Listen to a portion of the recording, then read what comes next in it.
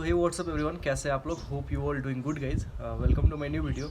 Late me introduce myself. मेरा नाम रोहित मौर्य है और मैं बिहार का रहने वाला हूँ और करेंटली इंडियन पोस्ट में जीडीएस के अंतर्गत एज अ बीपीएम मैं उत्तरकाशी जिले के धौंतरी बीओ में जॉब करता हूँ। तो गाइज इस वीडियो में हम बात करेंगे जो आजकल जीडीएस के अंतर्गत जो स्पेशल ड्राइव में 12,500 समथिंग जो सीटें आ रही हैं उसके बारे में आज हम डिटेल से चर्चा करेंगे कि वो वैकेंसी कब से कब तक आने वाली है, फॉर्म का डेट कब से कब तक है, क्योंकि उसका ऑफिशियल जो नोटिफिकेशन है वो आप लोगों के बीच में आ चुका है। तो गाइज़ वीडियो को पूरा देखिएगा, क्योंकि अगर आप इंडियन पोस्ट में जॉब करना चाहते हैं ना तो ये वीडियो आपके जीवन को बदल सकता है और इसकी मैं गारंटी लेता हूँ, बशर्ते आपका हाई स्कूल यानी 10th में जो आपका परसेंट है वो 80% प्लस होना चाहिए। 5th साइकिल में जो फर्स्ट शेड्यूल की वैकेंसी थी उसमें आप लोगों ने मेरे ऊपर बहुत भरोसा जताया था और उस भरोसे को मैं निरंतर बनाए रखने की अपनी तरफ से भरपूर कोशिश करूंगा। तो गाइस चलिए चर्चा करते हैं कि वैकेंसी कब से कब तक आने वाली है, फॉर्म का डेट क्या है, करेक्शन का डेट क्या है। अगर आपके 10th में परसेंटेज अच्छे हैं तो आप कौन सी जगह से फॉर्म अप्लाई कीजिएगा तो वहाँ आपके होने के चांसेस मैक्सिमम होंगे। तो इसके लिए आपको वीडियो के एंड तक बने रहना पड़ेगा और उम्मीद है कि वीडियो ख़त्म होते होते मैं आपकी जो भी है थोड़ी बहुत मदद करने की भरपूर प्रयत्न करूंगा। तो सबसे पहले मैं आपको बता दूं कि मुझे इस डिपार्टमेंट में जॉब करते हुए कम से कम 1 साल अप्रॉक्स हो चुके हैं और मुझे इस डिपार्टमेंट के बारे में बहुत गहराई से मैंने जानकारी इकट्ठा की है। तो मैं चाहता हूं कि आज आप लोगों के सामने उन सारी जानकारियों को शेयर किया जाए ताकि आपकी थोड़ी बहुत जो हेल्प हो वो हो सके। मैं भी इस जॉब को लेके बहुत परेशान था और मैं कंटिन्यू 2018 के बाद लगातार इस फॉर्म को मैं भरते आ रहा था, लेकिन सही जगह का सिलेक्शन ना करने की वजह से मेरा जॉब जो है वो हो नहीं रहा था। और फाइनली एक लंबे इंतज़ार के बाद 2022 में जब 4th साइकिल की वैकेंसी आई तब जाके मेरा जॉब उत्तराखंड में न्यू टिहरी डिवीज़न के अंतर्गत हुआ है। तो आपको ये सब दिन ना देखना पड़े, इसलिए मैं कोशिश करता हूँ कि आपकी हेल्प कर सकूँ कि आप ज़्यादा परेशान ना हो। आपको मैं एक बेटर फ्यूचर प्रोवाइड करने के अपनी तरफ से हर संभव प्रयास करूँगा। तो चलिए वीडियो को अब स्टार्ट करते हैं।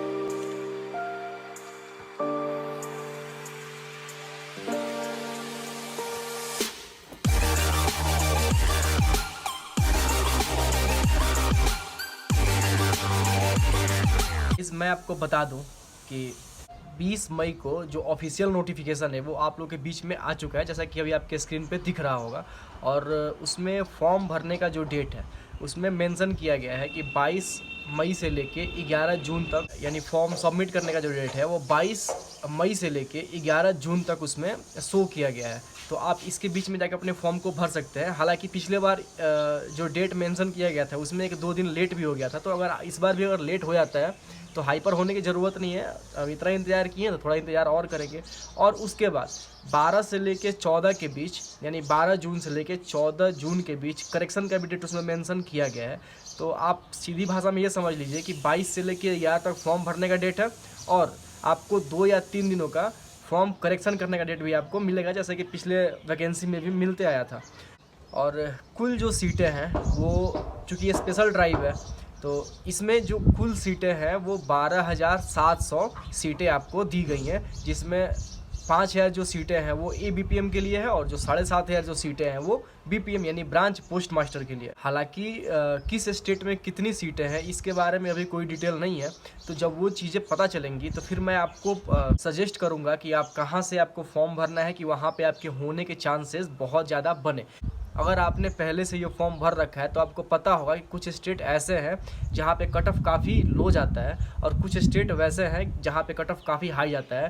तो आपको इस बात का ध्यान रखना है कि आप जब फॉर्म भर रहे हैं तो कभी भी गलती से भी आप ऐसे स्टेट का सिलेक्शन ना करें, क्योंकि चूँकि ये सेंट्रल गवर्नमेंट की जॉब है तो जितने भी हिंदी भाषी क्षेत्र हैं, जैसे मध्य प्रदेश हो गया, हरियाणा हो गया, उत्तराखंड हो गया, बिहार हो गया, उत्तर प्रदेश हो गया, इसके अलावा नॉर्थ ईस्ट का कुछ एरिया हो गया, छत्तीसगढ़ हो गया, तो ये सब एरिया जो है वो हिंदी भाषी क्षेत्र के अंतर्गत आते हैं।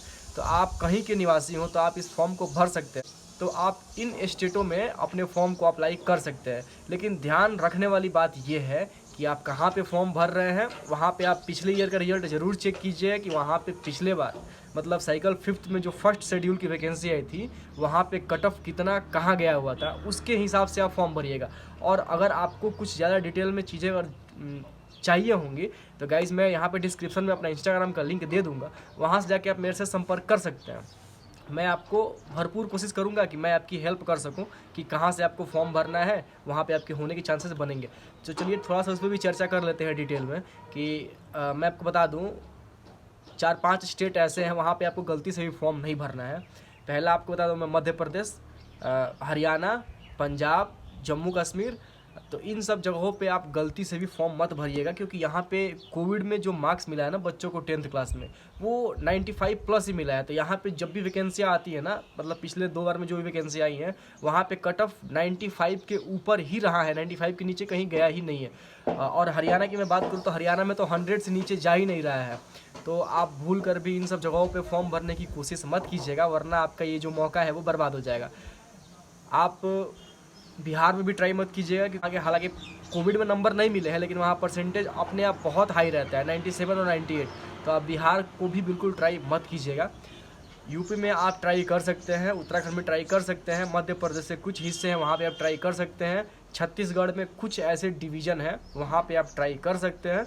इसके अलावा नॉर्थ ईस्ट का एरिया बहुत सेफ़ होता है। तो नॉर्थ ईस्ट में अगर आपके परसेंटेज कम है तो सिक्किम और अरुणाचल प्रदेश वगैरह इन सब जगहों पे आप फॉर्म को अप्लाई कर सकते हैं, यहाँ पे आपके होने के चांसेस मैक्सिमम रहेंगे। और इसके अलावा अगर डिटेल में आपको सारी बातें चाहिए तो आप इंस्टाग्राम पे आके मेरे से पूछ लीजिए। कोशिश करूँगा कि मैं आपको अच्छे से गाइड कर सकूँ, ताकि आपको जो जॉब का ये रिक्वायरमेंट है वो पूरा हो जाए और आप भी एक जीडीएस में, इंडियन पोस्ट के अंतर्गत आप भी जीडीएस में काम करने लगे। बाकी बहुत लोग कंफ्यूज होते हैं कि बीपीएम में क्या काम करना होता है और एबीपीएम में काम का क्या करना होता है।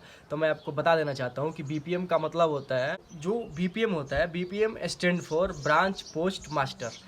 तो ब्रांच पोस्ट मास्टर का जो काम होता है वो ऑफिशियल वर्क होता है, मतलब आपका जितना भी वित्तीय लेन देन से काम है, मतलब समझिए कि पोस्ट ऑफिस आजकल एक मिनी बैंक बन के रह गया है। पैसों की लेन देन जो है वो बीपीएम को ही करनी पड़ती है, कितने पैसे लोग जमा कर रहे हैं उसका सारा हिसाब किताब आपको रखना है। मतलब समझिए कि आप ब्रांच पोस्ट ऑफिस है वो आपको ही, आपके ऊपर भी उसको डाल दिया गया है, सारा जितना भी उसमें मैनेजमेंट का काम है वो एक बीपीएम को ही करना होता है। और अगर एबीपीएम की बात करूँ तो ABPM stand for assistant branch post master. तो उसमें क्या होता है, एबीपीएम जो है उसको जो भी आर्टिकल आते हैं, मतलब अगर आसान भाषा में ये कहें तो जितने भी डाक आते हैं वो लोगों को घर घर जाके बांटना पड़ता है। तो इसके अलावा अपने बीपीएम को, यानी अपने पोस्ट मास्टर को असिस्ट करना पड़ता है, उनकी हेल्प करनी पड़ती है सारी चीज़ों को मैनेज करने में। तो ये काम मेनली बीपीएम और एबीपीएम को करना पड़ता है। इसके अलावा एक और चीज़ होता है डाक सेवक। तो डाक सेवक का जो काम है, डाक सेवक का मेनली यही काम है, जो उसका सब ऑफिस होता है एसओ, वहाँ से जितने भी आर्टिकल या जितने भी डाक आते हैं वो अपने सब ऑफिस से ला के अपने ब्रांच ऑफिस में पहुँचाना होता है, उसका सिर्फ यही काम होता है। और सैलरी की बात करें तो बीपीएम की जो सैलरी है 17,500 रुपये आपको स्टार्टिंग में मिलेंगे, और एबीपीएम जो है उनको 14,500 रुपये मिलेंगे। हालांकि बेसिक इसमें 12,000 और 10,000 है, लेकिन 42% जब डीए ऐड होता है, डियरनेस अलाउंस, तो टोटल सैलरी बीपीएम की जो बनती है वो 17,500 समथिंग बनती है, और जो एबीपीएम की सैलरी बनती है वो 14,500 रुपये बनती है। लेकिन अगर 1 साल बाद अगर आपके पोस्ट ऑफिस में वर्कलोड ज़्यादा होता है तो उस समय आपको बीपीएम को बेसिक 14,000 मिलता है और एबीपीएम को बेसिक 12,000 मिलता है। तो उस कंडीशन में बीपीएम की जो सैलरी होती है वो 21,000 समथिंग होती है, और एबीपीएम की जो सैलरी होती है वो 17,000 17,500 समथिंग होती है। तो आशा करते हैं कि आपको बीपीएम और एबीपीएम का जितना भी वर्क है वो समझ में आ गया होगा। बाकी अगर कोई और भी इन्फॉर्मेशन आपको मेरे से चाहिए होगा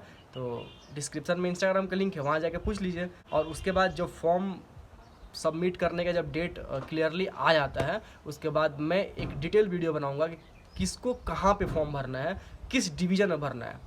सबको पता है कि हाँ इस स्टेट में भरना है, लेकिन इस स्टेट के किस डिवीज़न में भरना है कि वहाँ आपके चांसेस बनेंगे। तो उसके लिए आप नेक्स्ट वीडियो का इंतज़ार कीजिए, ताकि मैं भी उस चीज़ों को पहले एक बार देख लूँ कि कौन से डिवीज़न में और कौन से सर्कल में कितनी सीटें अवेलेबल कराई गई हैं। उसके लिए थोड़ा सा आपको जो है इंतज़ार करना पड़ेगा 1-2 दिन, और उसके बाद मैं एक बहुत ही इन्फॉर्मेटिव वीडियो आपके बीच में लेके आऊँगा। और मैं आपको बता दूं कि पिछले बार जो भी चीज़ें मैंने बताई थी अपने वीडियो के माध्यम से, उसको फॉलो करते हुए कम से कम 2.5 से 300 लोगों की जो रिज़ल्ट है वो हो चुके हैं। तो आप मेरे ऊपर भरोसा कर सकते हैं, क्योंकि मैं इस डिपार्टमेंट में जुड़ा हुआ हूं तो मुझे बहुत डिटेल से इसके बारे में जानकारी है। और प्लस मैं कंटिन्यू ये वीडियो आप लोग के बीच में लाते रहता हूँ। तो वीडियो लाने के लिए इन्फॉर्मेशन कलेक्ट तो करना ही पड़ता है। तो ठीक ठाक जानकारी मैंने इकट्ठा कर रखा है जीडीएस के रिगार्डिंग। तो आप थोड़ा सा भरोसा कीजिए, और अगर मैं आपकी मदद कर पाता हूँ तो ये मेरा सौभाग्य होगा। चलिए वीडियो को ख़त्म करते हैं, मिलते हैं एक अगली बार जब वीडियो लेके आएंगे ना, तब बहुत इन्फॉर्मेटिव वीडियो लेके आपके बीच में आएंगे। फिलहाल इस वीडियो में दीजिए हमें इजाज़त। बाय गाइस, टेक केयर, अपना ख्याल रखिएगा। फॉर्म अच्छे से भरिएगा, कोई गलती भूल कर भी मत कीजिएगा, और अगली वीडियो का इंतजार कीजिए, उसमें आपको बताएंगे कि फॉर्म कहाँ से अप्लाई करना है। तो बाय गाइस, अपना ख्याल रखिएगा।